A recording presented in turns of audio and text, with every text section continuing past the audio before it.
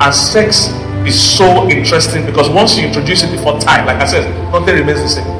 Anytime both of you see or meet each other, what the man is thinking in sex, he's not thinking to know you. In fact, you always when somebody said it, you'll be watching it. This is how there are many people in the room.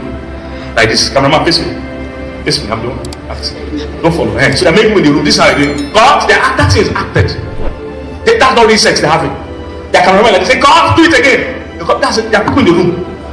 It's not really sex. But this is what people watch and think, hey, when I marry, this is what I'm going to be doing. No. Most of those guys are on drugs. Most of them are not even enjoying. They're not even enjoying what they're doing. They're actors. They're not enjoying it. It's work. It's not like everyone say, hey man, I'm going to have sex today. No. It's I'm going to work. And they'll take drugs to numb themselves because it's not easy to keep pretending that you're enjoying something you're not enjoying. Those things are, they're not enjoying it. They're not enjoying it. It's work. But wait, but your brain doesn't differentiate that from real. It doesn't. Once you train your brain that this is what you should watch, it will associate sex with that act. By the time you marry your wife, no matter who the person is, same thing with masturbation. You are training yourself to like a toy, to like this one, to like that one. By the time a human being comes, you can't connect with them. Are you here, somebody? Camera, you can go now. Thank you. You can be going. Okay. Praise God. And the last point, then we'll pray this evening. I don't know if I was still taking a few questions for prayer or pray first. Which one? We'll take some questions, then we'll pray after the end. Okay, that's fine. The last point, which is number 10,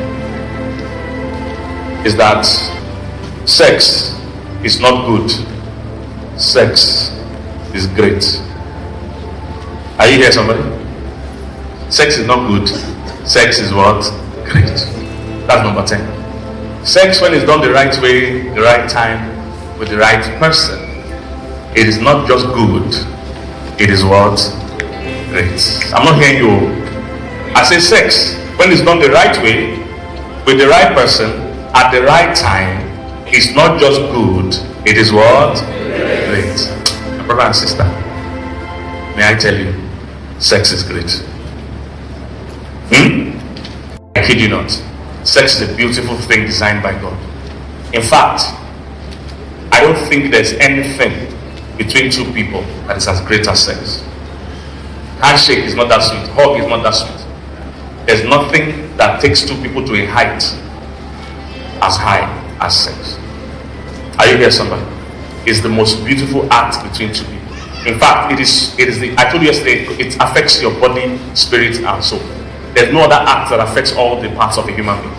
It is so powerful that it's the only thing that actually joins the creative process of God to bring another human being on the earth. It's only sex. Clap if you want to clap. Let's clap for sex.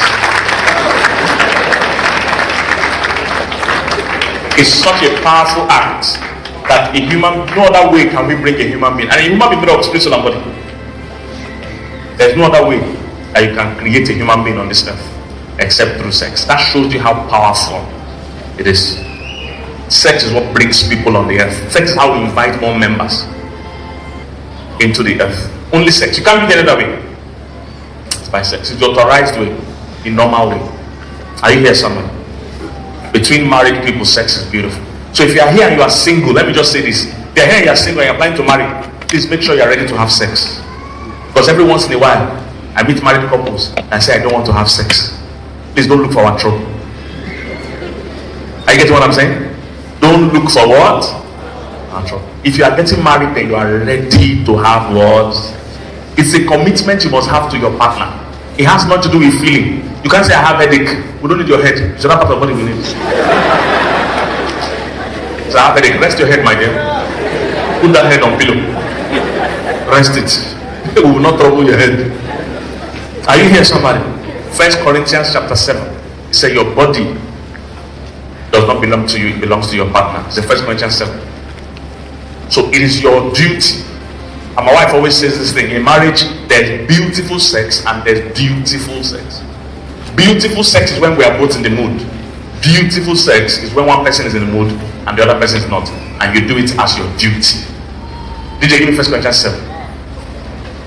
There's beautiful sex and there's what? Dutiful sex. Beautiful one is when both of us want it. Dutiful is when I don't want it, but I have to render to my spouse my duty, my due diligence. Now, concerning the thing wherefore I wrote you unto me, it's not good. It is good for a man not to touch a woman. Next verse. Quickly. DJ, moving fast. Nevertheless, to avoid what? Fornication. Let every man have what? His own wife, and let every woman have her what? Her own husband. Next verse. It says, let the husband render to the wife what? Due generosity. Due and generosity. It's rare to mention those two things together. You are either being generous or you are performing your duty. But in this scripture, they mention two of them together. It says due benevolence. So there's a part of it that is generosity. There's a part of it that is your duty. Due benevolence, render to your wife, and likewise also the wife what? Unto the husband. Next verse. He said, the wife has not power of what? Her own body, but it belongs to the husband. He said, likewise also the husband has not power of what? His own body, but what? Unto the wife. Next verse. He says, defraud you not one another. There are many marital 419 people.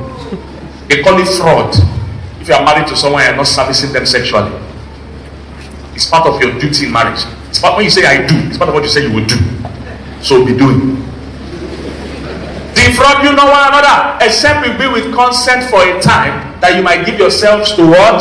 Fasting. He said, come together again quickly, that Satan tempt you not for your incontinence. He said, yes, you can take permission from a person here. I want to fast for 3 days, so I might not be available sexually for 3 days. He said, take permission. And he says with consent. They don't agree. It means you either push the fasting or you do the fast that doesn't involve sex. It's not all fast that involves fasting sex. Alright? Fasting is not only sex. So there are people that fast food. Some people fast TV. Some people fast their phone. You can fast anything. Do you understand, guys? And Christian gets confused. Christian think, oh, fast means I won't have sex. Calm down. Calm down. There are some fast that includes fasting sex, but there are some fast that doesn't include fasting sex. If you are fasting 100 days, you can't fast sex except a wicked person. And then someone gets what I'm saying, sir. That you 21 days fasting. That means that fasting, inside that 21 days, there are days you must settle your spouse. See, God, your fasting doesn't impress God. I hope you know, your fasting is for your own spiritual fitness. Don't come and use your own to kill another person's own.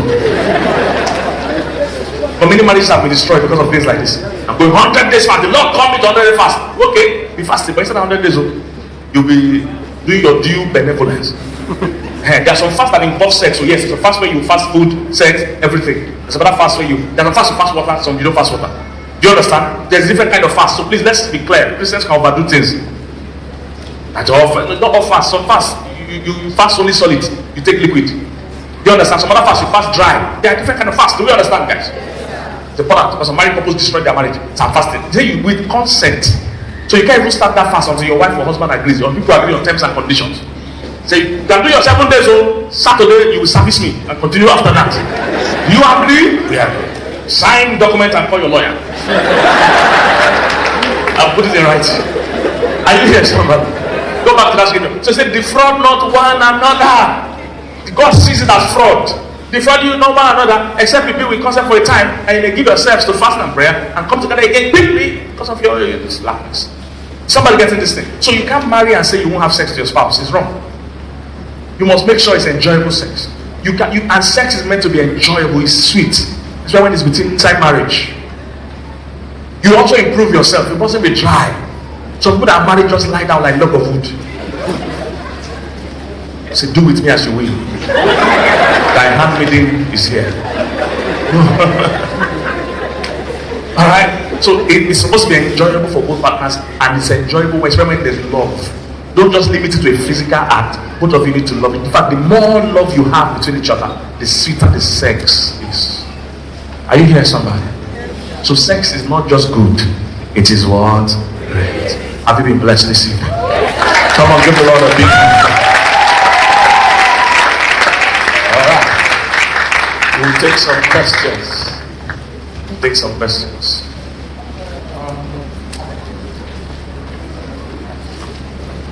Alright, we have 10 minutes on this. Those of us watching online, please just drop your questions on the comment box. If you're here, you have questions, please indicate. Let's just quickly take that.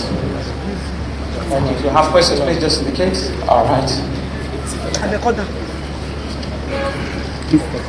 All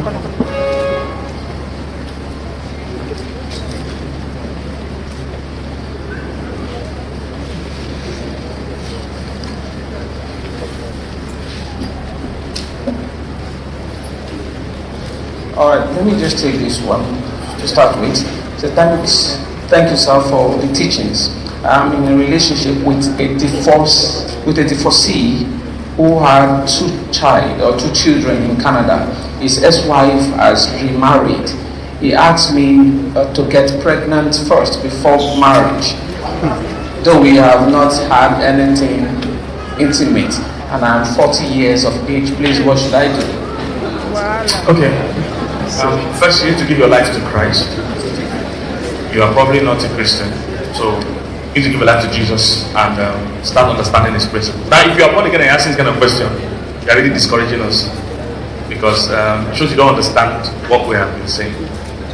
Sex is only between two married people. Somebody that is asking you to go and get pregnant first, in your mind, you think it's only you he's talking to. He's just servicing many of you and deceiving many of you, and it's a race to who gets pregnant first, and he's an irresponsible man that wants to have a child outside marriage. So this is not Christian at all. If you're a born again Christian, you shouldn't be asking this question. You shouldn't be in talks with a man telling you this kind of rubbish. Alright, you should have cancelled it. Forget about your age. I know your pressure is your age. Not his number. Not his number, please. I know you're worried about your age, but you see, it's better to even be single, trusting to be married, than to be married, trying to be single. I know many people that are married to this kind of funny marriages, they're trying to come out. Alright, so there's a reason why this man is thinking like this. Don't join him. Stay born again, stay single, follow the things of God. There's a man God has for you, and that man will value and honor God. It's not all marriage that is marriage. Some people are calling marriage, they're suffering inside their mother and people that are single. So don't rush into it. You are sounding desperate because of your age. Please don't let that pressure you into marrying this kind of ungodly arrangements. Alright, very, very important. This man doesn't fear God, has no respect for marriage or for family. Alright, he's a dangerous person. Yeah, go ahead. Okay. I'm a married woman, not getting enough sex from my husband, maybe because of my past experiences sexually. What do I do now after hearing this kind of powerful teaching from you? Beautiful. Of course, I don't have the full details, but you mentioned maybe because of the past experiences. You need to go and pray and delete those past experiences. You are bringing your past, you're letting your past experiences determine your expectations in your new marriage. Alright, so delete your experiences by both prayer and by renewing your mind, and also discuss with your husband.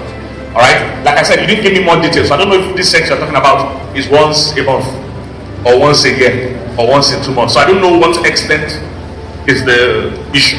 Now, if it's that he's having sex 2 times a week and for you it's not enough, you know, in that case you're the one that needs to pipe down, because the man has work. It's not only that work he has to be doing. So I don't have more details, but what I'll say is this: delete your past experiences, approach your husband. If you need this, have a discussion. It mustn't be by fighting. Have a kind discussion, find out why the slackness is going on. Alright, and have a discussion. What do you think? Can we